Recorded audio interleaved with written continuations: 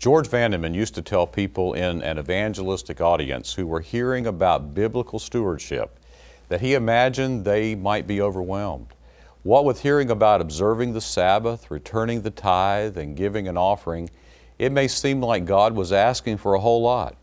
But then he would say, God isn't just asking for you to return the 10%, which is already His, and give a sacrificial offering on top of it. He is asking for everything.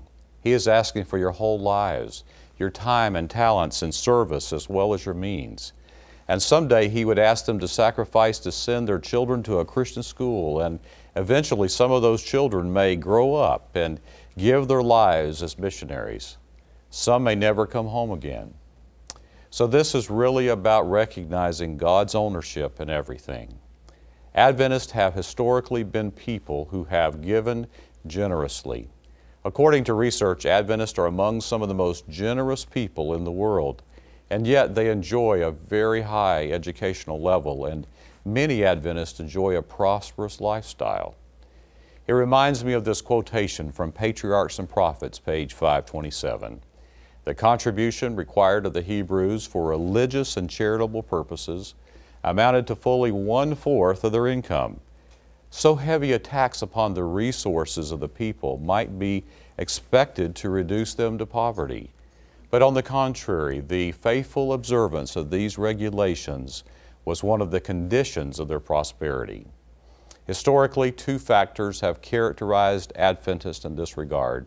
Both words start with an S. One is sacrificial. In the 1940s, Adventists gave 10 times as much beyond tithe and local offerings as they do today. In the aftermath of the Great Depression, starting and building churches and schools and academies and camps, Adventists were faithful and gave generously. Secondly, it has always been systematic in the Adventist Church. A regular portion based upon a percentage of income, enabling His church to prepare people to meet Jesus. The idea of systematic benevolence is very rooted in the writings of Ellen White and Adventist history. I want to invite you to consider returning a second 10% in order to support local offerings, conference mission projects, and world mission offerings. Give, and it shall be given unto you, pressed down, shaken together, and overflowing.